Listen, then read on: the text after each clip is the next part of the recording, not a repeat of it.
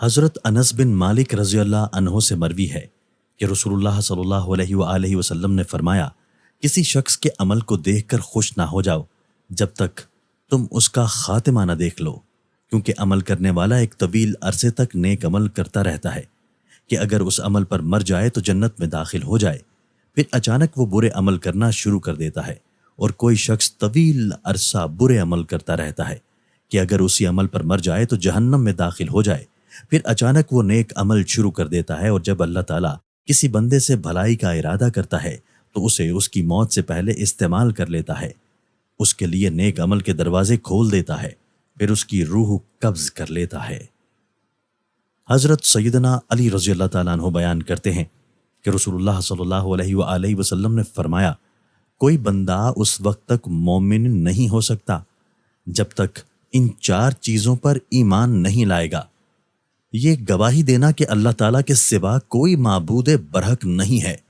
اور میں اللہ کا رسول ہوں، اس نے مجھے حق کے ساتھ مبعوث کیا ہے، موت کے بعد دوبارہ جی اٹھنے پر ایمان لائے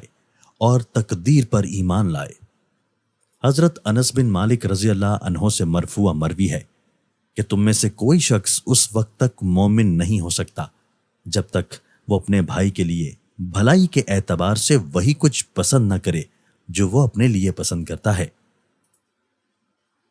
حضرت جابر بن عبداللہ رضی اللہ عنہما سے مرفوع مروی ہے کہ کوئی بندہ اس وقت تک مومن نہیں ہوتا جب تک وہ اچھی اور بری تقدیر پر ایمان نہ لائے اور اسے یہ معلوم ہو جائے کہ اسے جو کچھ ملنے والا ہے وہ اس سے چھوٹ نہیں سکتا،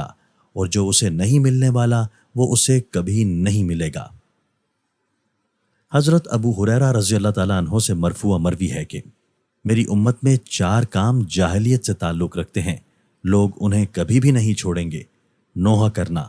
حسب نسب میں تان کرنا، چھوت سمجھنا کہ ایک اونٹ کو خارش ہوئی تو اس نے 100 اونٹوں کو خارش زدہ کر دیا، بھلا پہلے اونٹ کو کس نے خارش میں مبتلا کیا، اور ستارہ پرستی کہ ہم پر فلاں فلاں ستارے کی گردش کی وجہ سے بارش ہوئی۔